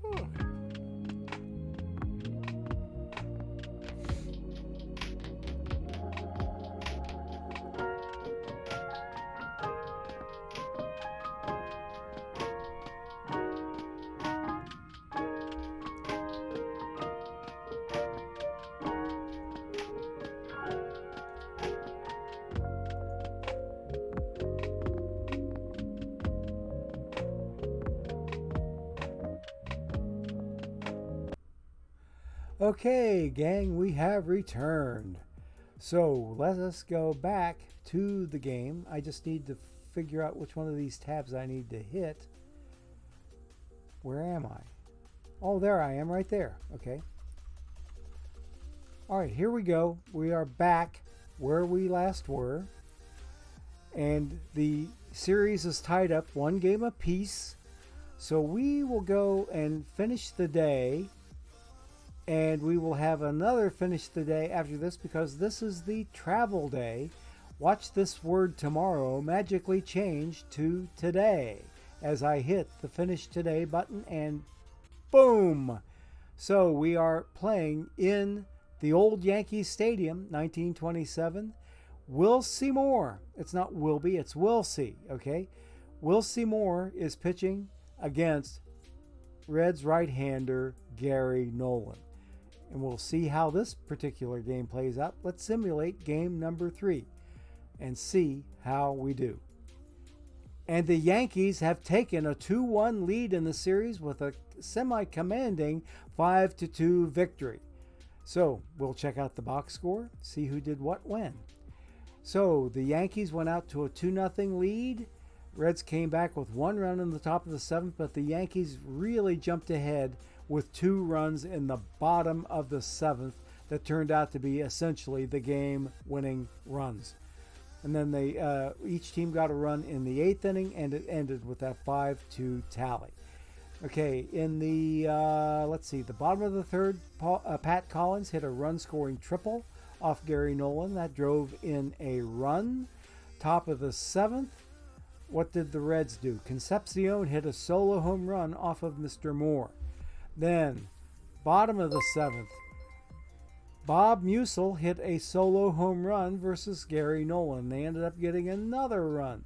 But only the 3rd run was the one that they needed to get themselves into a winning position. And what do we have? Oh my goodness. Selra C. Gitter, King Butcher, JB 4980, BOH Die, Cicero 2K. Thank you folks oh so much. And look at your kidneys gifted 5 more subs to my channel. Kidneys, I owe you several. Thank you. Thank you oh so much. I feel it from right here. Thank you for all those subscriptions. They are greatly appreciated. And it helps everybody in the community when gift subs like this happen. So make sure, folks, in the chat that you thank your kidneys for those gift subs. We certainly appreciate it. I'm thanking him out loud. If you folks can give him all the love and shout outs that you can, we greatly appreciate it. Thank you. And I don't want to say ho ho ho, because some people might take that the wrong way. And there's a story behind that. One of my favorite cartoons shows Santa Claus on a witness stand in a courtroom. And he's got sweat beads running down his forehead.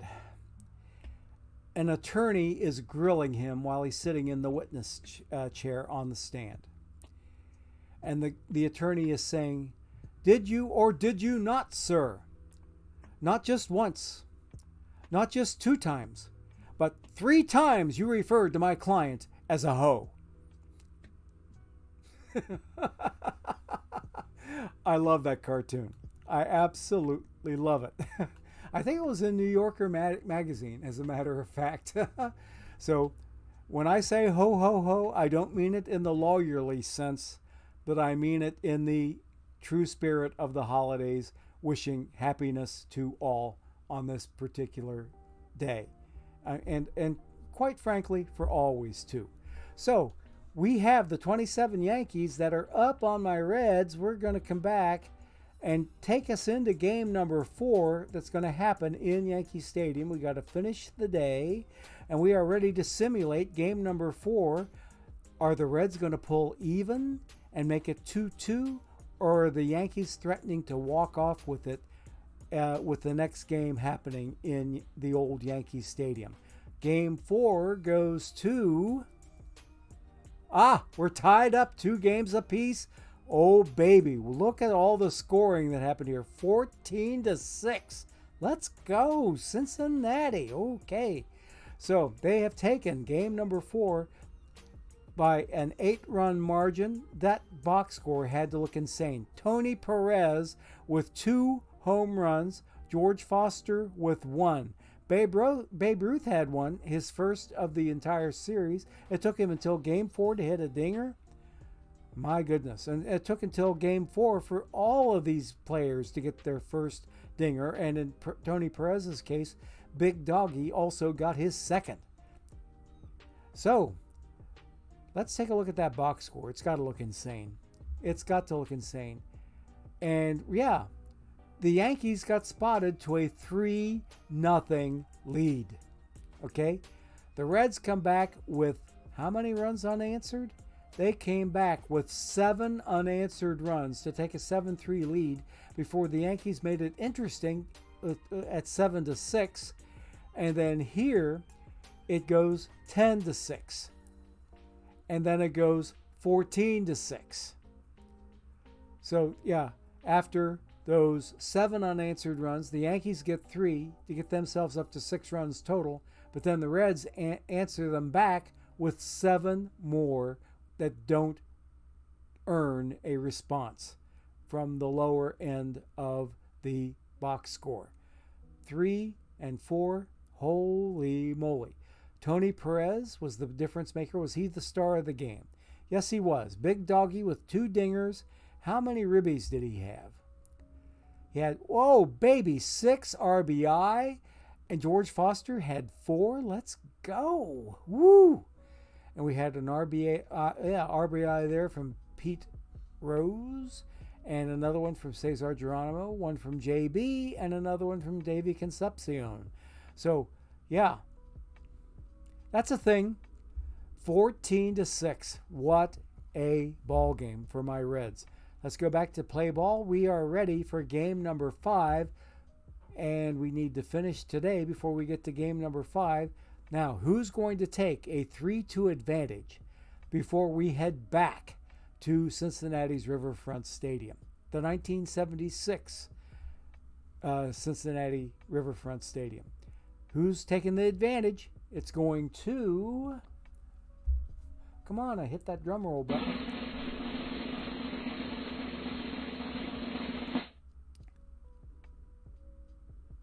Oh no.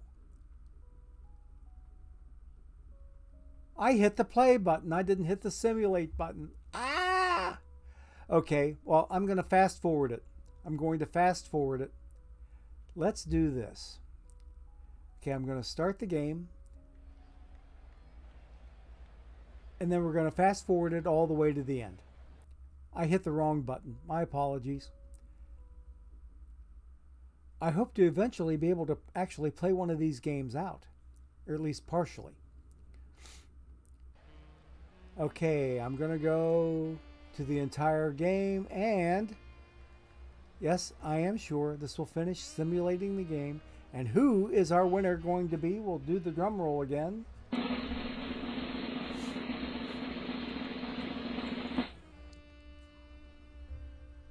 Oh my goodness. My Reds shut them out. 4-0.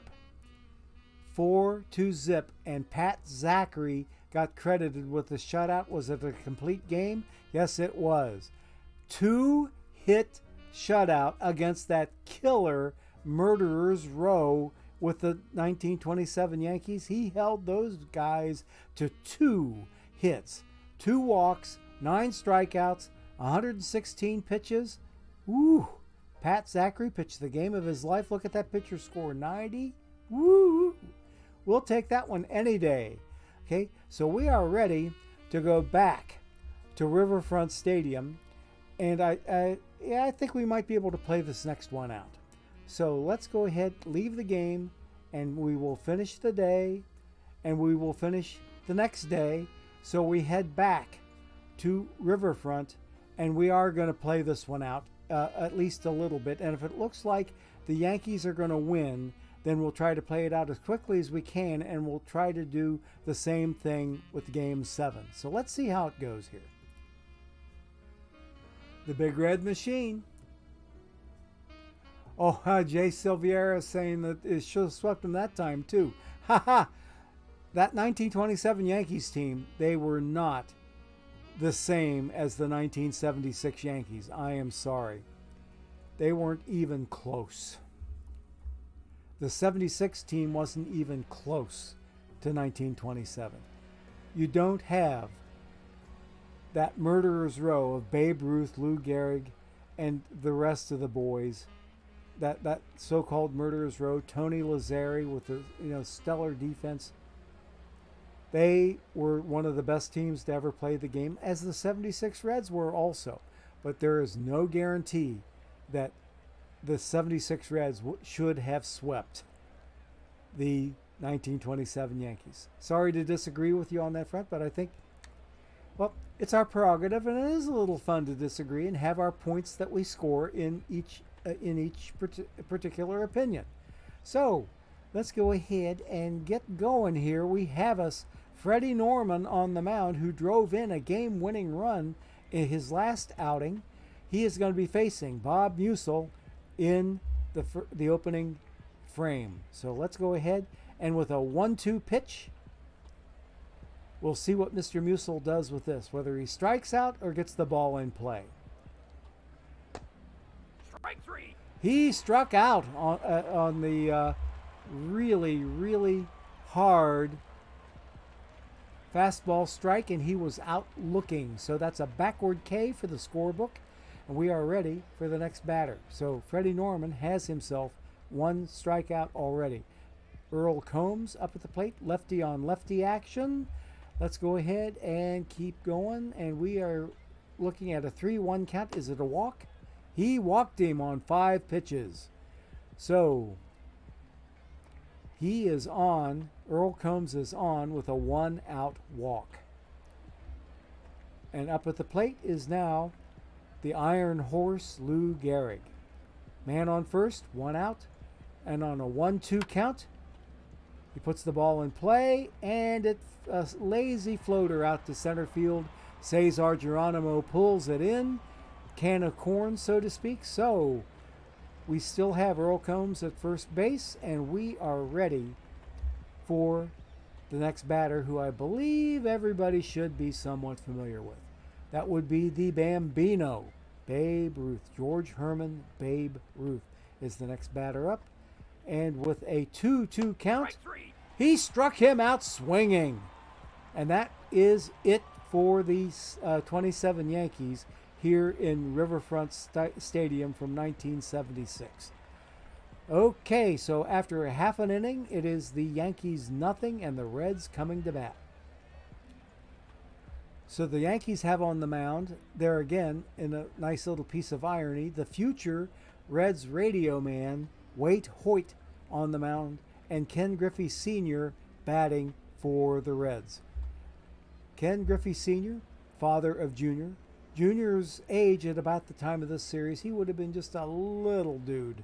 Just a little dude, perhaps even a preschooler, if I have my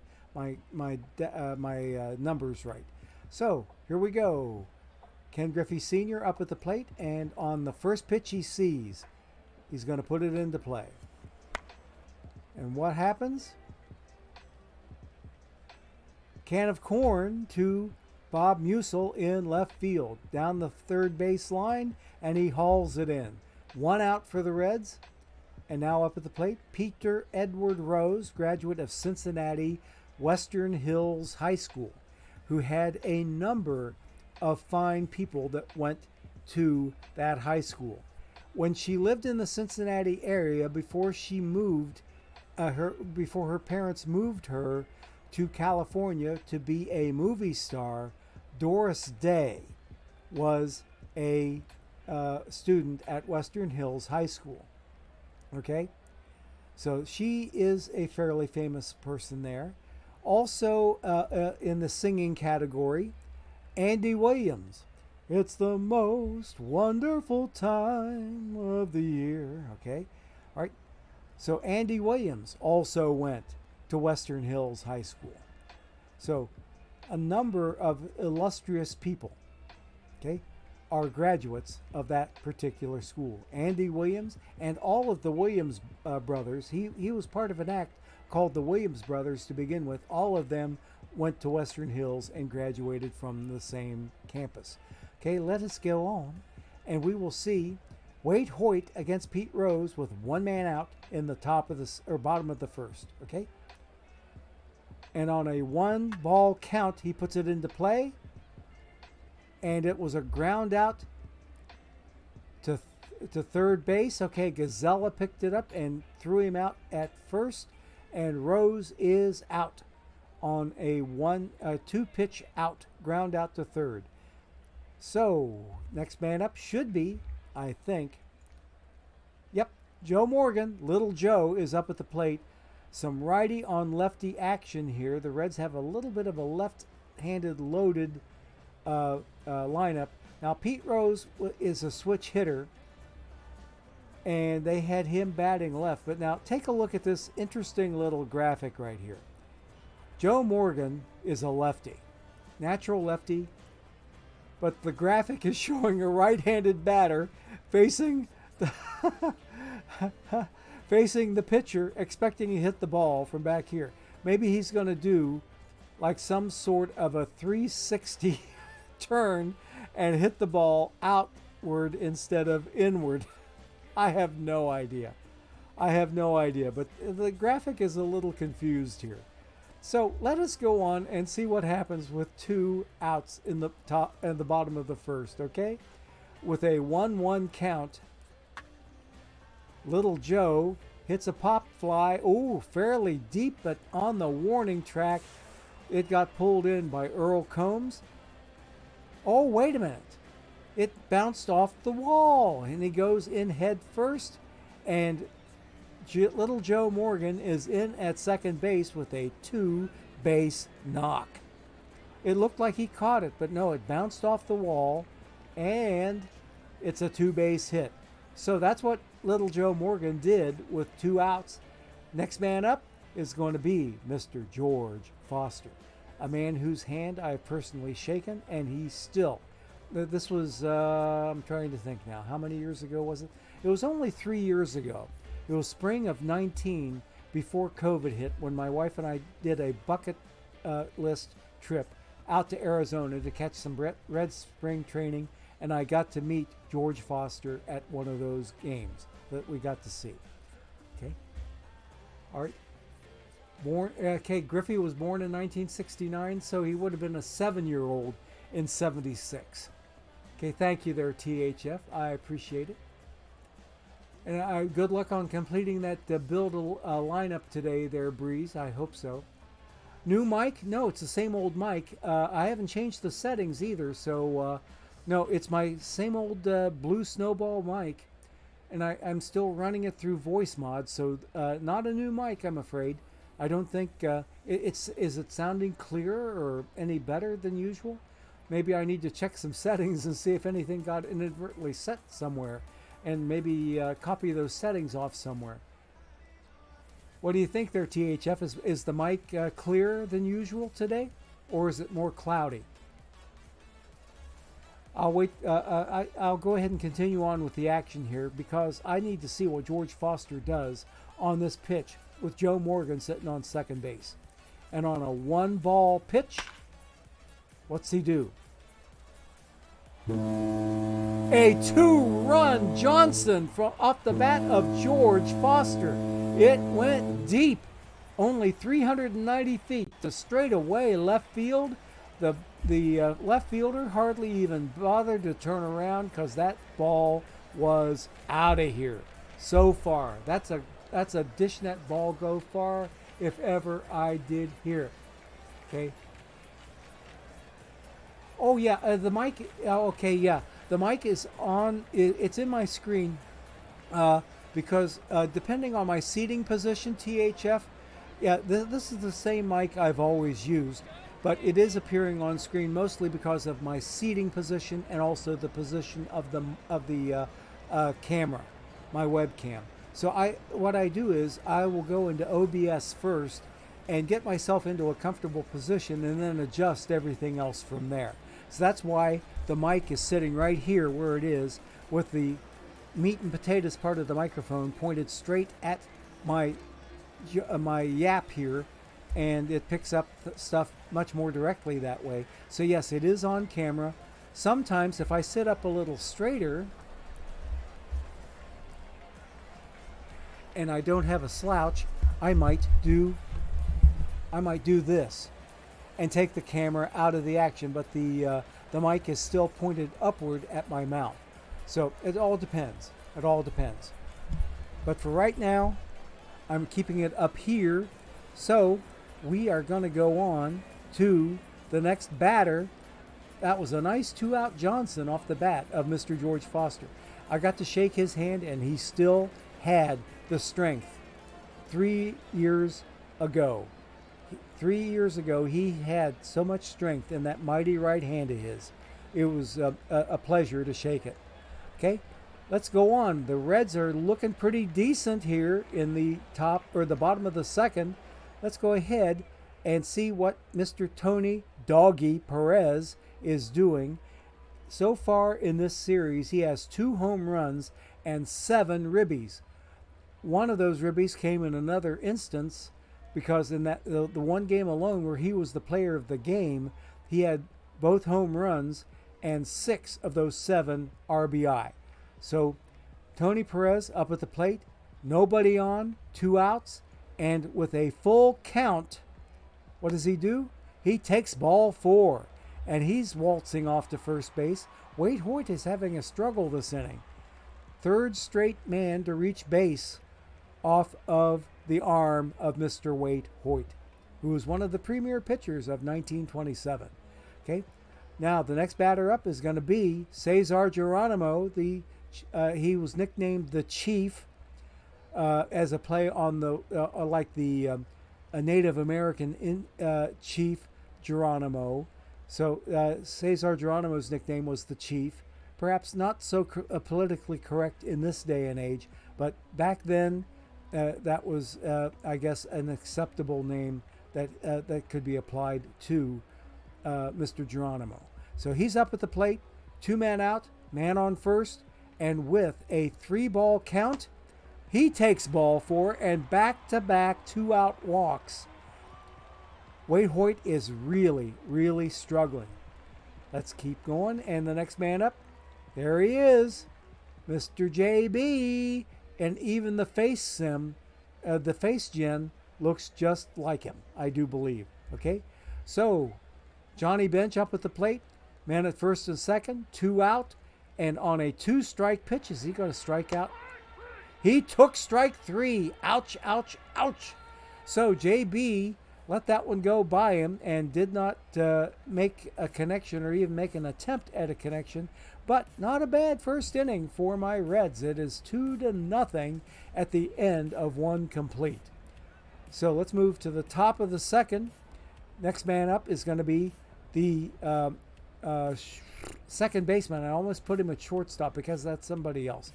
The second baseman, Tony Lazzari, is up at the plate. We got some lefty on the mound action against this righty, Lazzari.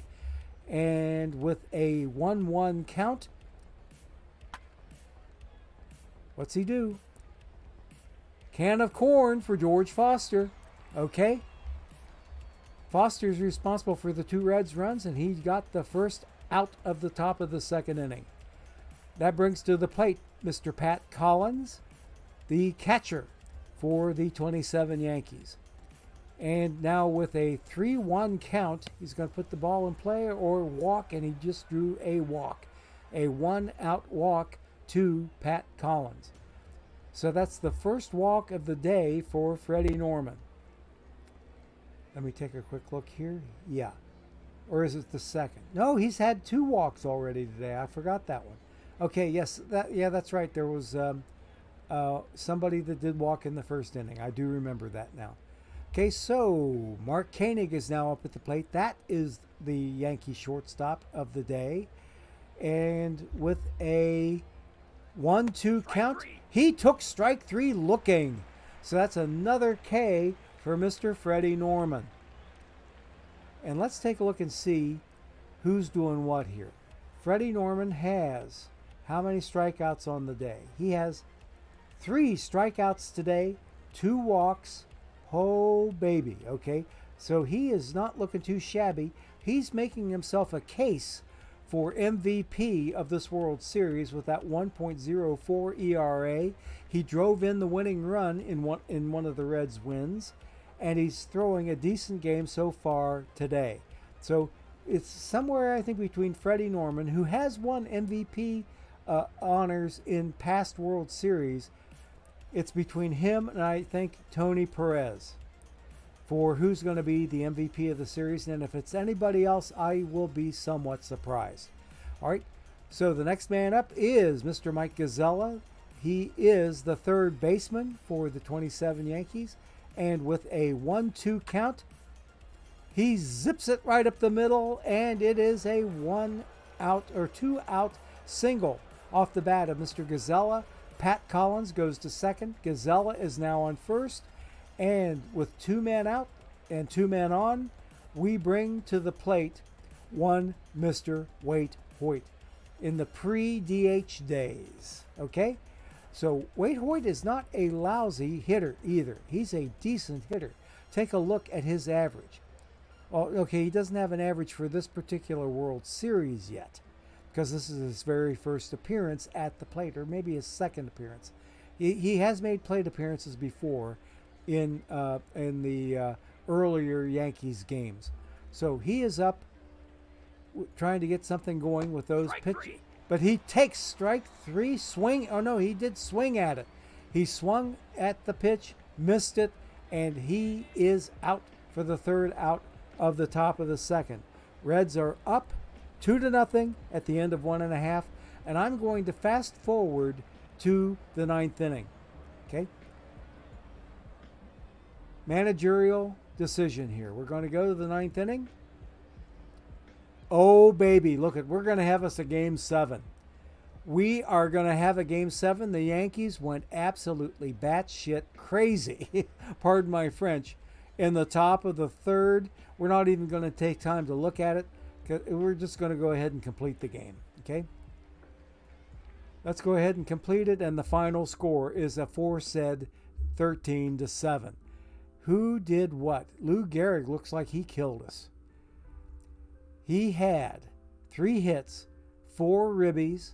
Oh, baby. He had 4 RBI. He was probably the player of the game, and yes, he was. How many home runs did he have? Okay, Babe Ruth had 2. Oh, his second home run of the series. Gehrig hit 2 outside the parens. Okay, so Lou Gehrig had 2 home runs. Babe Ruth had 1 home run. Okay, and who else here? Pat Collins had a home run, and Tony Lazzeri had a home run. So lots of power exhibited by the Yankees in the 1976 Cement Donut. So we are tied up 3 games apiece, and we are getting ready to simulate game number 7 because we will not have time to play out any part of this deciding game 7. So we're going to finish the day. And if I had a poll set up, I haven't figured out how to do a poll yet, but I think I'll try to do that for future streams. But I can maybe put up a poll and say, okay, who's going to win this World Series, because they are in a deciding Game 7.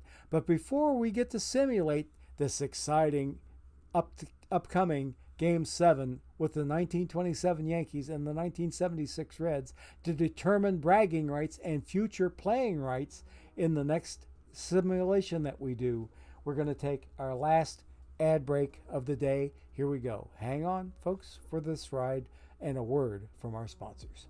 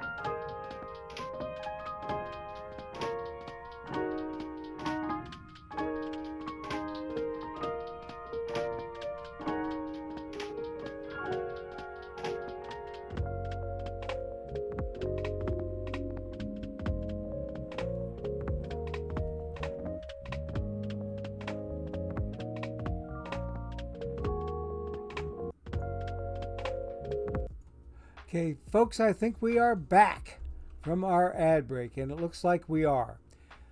Are we ready to see who wins this simulated World Series between two heavyweight contenders in the ring fighting for a World Series fictional title? Is it going to be 1927 or is it going to be 1976? Let's hit the drum roll and we will find out.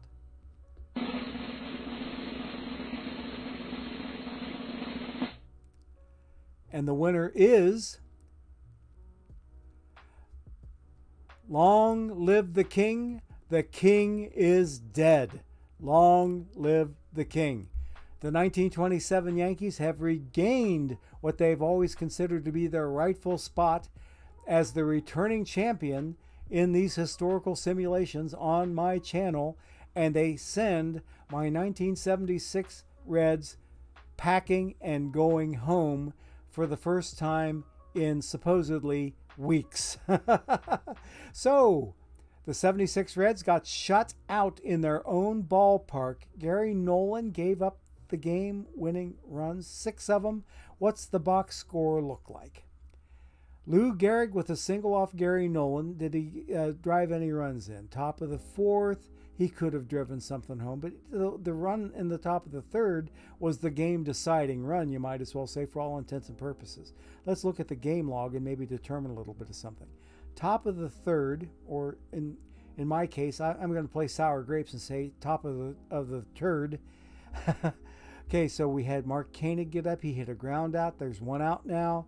There's a one-out triple off the bat of Mike Gazzella.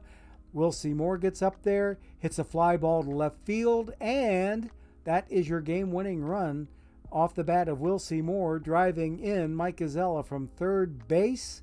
And we know what that hit was for Mike Gazzella. Oh, baby, a triple! Oh, yeah! So there he was on third base, and he was just waiting on the opportunity, champing at the bit to come home and score the first run of the game.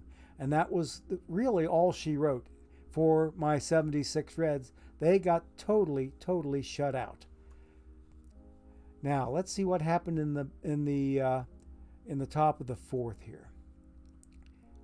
Gary Nolan gave up a single to Lou Gehrig, and there was a bunt for hit from Earl Combs. So we have people at first and second, first and third, because the throw from the right fielder came in late to third base. So we have them sitting on first and third with nobody out, I should say.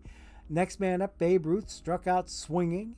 And then here we had a fly out off the bat of Tony Lazzeri that went out to, let's see, F3. So he popped up to the first baseman, who would have been Danny Dreesen in this particular case, or maybe Tony Perez. Yeah, that's right, Tony Perez, because Danny Dreesen was playing right field in 76. Okay, so Pat Collins got up there and hit a double that scored Earl Combs. Gehrig, being somewhat slow of foot, was not able to make it around third on the double off the bat of Mr. Pat Collins. So that made it 2-0. And that, in effect, iced the game. But anyway, GG's to all teams involved, but especially to the 76 Yankees. I'm sorry, the 1927 Yankees. I've been used to saying 76 as being the winner for so long. I had a really large brain fart there. So anyway, the 27 Yankees will be our returning defending champions next time we do a simulation. And in the meantime, it's time for us to do something else. And I think everybody who's been around my Sunday streams long enough, you know what's going to be happening here. I need to come back here to the Play Ball tab. We'll finish the day, and then we'll come back out here. Lou Gehrig was the MVP. No surprises there. He was player of the game, I think, in multiple games. I think, yeah, he was player of the game here. Player of the game, I think, up here somewhere, maybe in Game 3. Was that it? Or maybe Game 6. Can't remember. He was a 2-time player of the game, so he was the MVP of the series. All right, so we are done with that, and we are ready to shift our OBS gears to another screen and take you to here. because this is a screen where we can do today's giveaway. The giveaway is for 25,000 perfect points. Yep. George Foster had that trademarked shiny black bat. Oh yeah. It was shiny, it was skinny, but he hit the bejesus out of the baseball. Okay. Yep. Yeah. This is the mic I've had for some long period of time there, THF. The mic that I used before was the mic that was embedded in my webcam, and it wasn't that good. It wasn't that good at all. It could pick me up. You could hear me. Like if you watch my oh gosh, what do you call it? Like a preview video on my channel, like an introduction to my channel. That was done with the microphone from my webcam, and you can tell the quality change practically instantaneously. This is the brand name on this microphone is Blue, BLUE. They're famous for a variety of oh yeah, the pilot intro. There you go, THF. In my pilot intro, I'm using the mic in my webcam, and ever since I got this Blue Snowball. Blue is the brand name, Snowball is the variety, and it actually does look like a snowball. See there? There's the plug coming out the back that takes it over to the PC, and I've got the little cover on it here, the little cloth cover that handles plosives so that the P's and S's don't sound nearly so bad. So yes, it is a Blue Snowball, and it does a very, very good job for me. I've been nothing but really, really pleased with it. Okay, we are ready to do our giveaway. Let me go get it set up, and we will get ready to do this bad boy and give somebody lucky in the chat 25,000 perfect points to be today's giveaway winner. Okay, it's loading my giveaways now, so I'm going to copy my previous 25 perfect point giveaway. I'm not going to copy Thursday's giveaway, because I was giving away 20 packs during the streamer marathon, the affiliate streamer marathon that we had on Thursday. I gave away 20 packs there. I'm not giving away packs today. I'm giving away 25,000 perfect points. So here we go. We're going to get ready and start this thing. Here are the ground rules. Exclamation point enter, exclamation point ticket. Nothing else, only do it once. Don't do the command twice, it'll kick you out. Put a number after the command, even though Stream Elements urges you to do so in the intro to the giveaway. Do not do it, it'll kick you out. Exclamation point enter, exclamation point ticket. Only one or the other. Don't do both. Here we go. Let's go ahead and get this baby started. We're going to let it run for 2 minutes, and then we will pick ourselves a winner. Okay. It is now running. I see Jay Silviera in there. He has the first entry. Second one is JB4980, then Breeze 837, then Admiral Relativity 39 Cobra, Cicero 2K, Waddy is now in there, Mr. Ree. Okay, 416. We only have 8 entries. Okay, Wish Come True 123, BD Crow. BD Crow, the man with the toupee memes in my channel. Good to see you, sir. Haven't seen you in a spell. Only 10 entries, and we're almost through the first minute. Wildcat Bandit is number 11. 1 minute to go.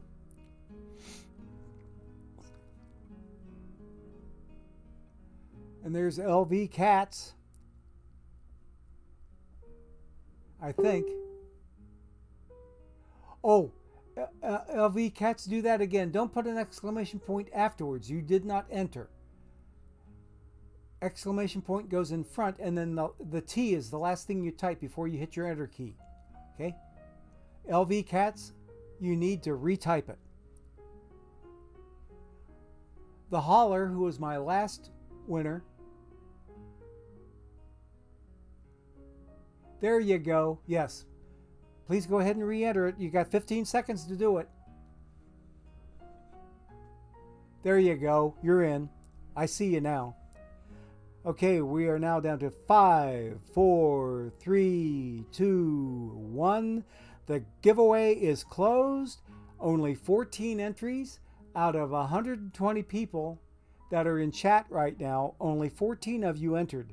That's telling me that we have us a number of folks that either don't want or need the perfect points, or else they are ghost shipping, which the Chrome extension allows you to do. It'll allow you to ghost ship to your heart's content.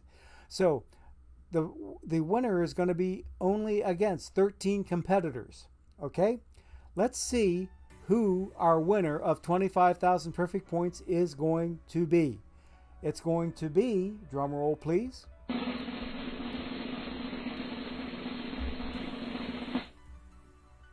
Jay Silveira, 66. Congratulations, Jay Silveira. You have won 25,000 perfect points. The first entry was the one I drew, or the one that really Stream Elements drew, because I don't really actually draw them. All I do is hit a button, and the computer's random number generator figures out who it's going to pick. But Jay Silveira, what I need to get from you, sir, assuming you are a sir, what I need to get from you is in Twitch. I'm going to go there now. Okay? I'm going to send you a Twitch whisper, okay? If it will allow me to do so. All right? Okay, now let's see here. Okay, we had another extended conversation on another subject altogether. I need for you to give me your OOTP manager name where you want these 25,000 perfect points to go to. And we need to have the correct capitalization. Okay, here we go. I just sent you the Twitch whisper. You should see a purple box down at the bottom that you can respond to, or up just to the left of the get bits spout. Okay, let me verify that in OOTP if you don't mind hanging on for a moment, please. Give me just a second. Okay, I need to do this. And here I go to do this. Okay. You're welcome anytime, Jay Silveira. Okay. I'm going now to verify the name and the capitalization, because I get to pass that along to my OOTP helper, and the OOTP helper then awards you the points. It'll either be later today or perhaps sometime tomorrow. My bet is on tomorrow because they've normally been hitting on Mondays lately. So we will see. And if OOTP staff happens to be taking a holiday day off and observing Christmas tomorrow, then it may be Tuesday. I can't make any promises on what I'm not totally sure of. So I'm still in the process of getting into the game, if it would ever let me in. And I will verify, and we can finish today's stream once we find somebody to see if we can rate them. And we will take a quick look at that, because tonight in the kitchen, it's going to be creamy keto pork chops. Okay. Okay, now here's what I'm going to do. Going to the universe and the managers and rankings tab. And we are looking for, and there you are, the Hamilton Hillbillies. Okay, is that, I think, yeah, we talked about this already. You're Hamilton, Ohio, right? The home of Joe Nuxhall, Hamilton Joe. I remember it. I remember that was our conversation, that you are residing up in Hamilton, next county up. And I've got a daughter who lives just due west of you. She's a librarian at Miami University. Yep. Yes, sirreebies. That's the man. So, Jimmy Z, it's going to be a capitalized J and a capitalized Z. Okay, so I've got that part correct, and that will be sent to my OOTP helper. And congratulations one more time for winning the 25,000 Perfect Point giveaway drawing today. So I'll be pleased to get that on your way. What now? No, what? It said it. That's what the name that you gave me was capital J and capital Z. Capital J IMMY capital Z. Let me show you here real quick. Bear with me. Bear with me just a second. I got to go to OBS and change the scene. Here's what I saw. See that? Capital J, capital Z, Hamilton Hillbillies. Okay? And there's a Jimmy Z0601 for the Ontario Legends. But, okay?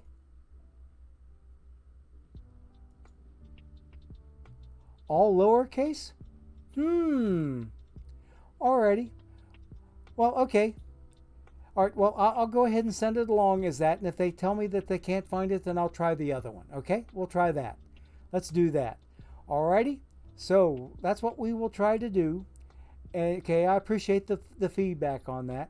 But what I would normally go by, because this right here tells me that even regardless of what you put in, this is what OOTP thinks is your manager name.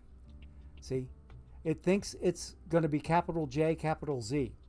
So I'll send it both ways, and if my helper has trouble with either one or both, then I'll be able to address it. But I'll end up giving my helper both versions of the name, and they can go through the two and figure out which one works the best. Okay? That's what we're going to try to do. And what I will do is get ready to find a channel that we can maybe raid. So bear with me just a second while I go channel hunting. And I'm going here. I already have a tab set up for this task. And is anybody else playing OOTP? And no, very sadly, we're the only game in town. So we're going to go ahead and call her quits from here. And once I get back to OBS and coming back to here, it will be the usual Sayonara Swan Song. And thanks again to everybody for being here and spending time with the old fart. It's Gorgo 2005, rounding third and heading for home, in the words of Hamilton Joe Nuxhall. So thanks everybody, and a really big shout out to Your Kidneys for giving all of the gift subs on my channel, and also a couple of other subs that he did. He has paid for 7 subscriptions just today on my channel. So, Kidneys, if you were here, I would kiss you. I'd give you a big old sloppy wet kiss and not care at all what it looks like and the result, except there's nothing but love from this end for your very, very kind gesture, and thank you again. So everybody, take care. Have a great rest of your day. Wishing everybody again a very, very Merry Christmas, Happy Hanukkah, Happy Holidays, whatever holiday you observe. If it happens to occur this time of year, that's what I wish the best for you at this time. So we'll say sayonara and see you guys all next time, which would be on Wednesday from 3 to 5 p.m. Eastern Time for my next stream, which will consist largely of ripping packs open. Because remember, all this coming week, double drops on both the official channel and also on each one of the affiliate channels. You're still going to get double drops throughout the rest of the holidays up to and including New Year's Day. So everybody take care. Bye-bye. And we'll catch you all later. Be good now, even if it ain't no fun. Bye.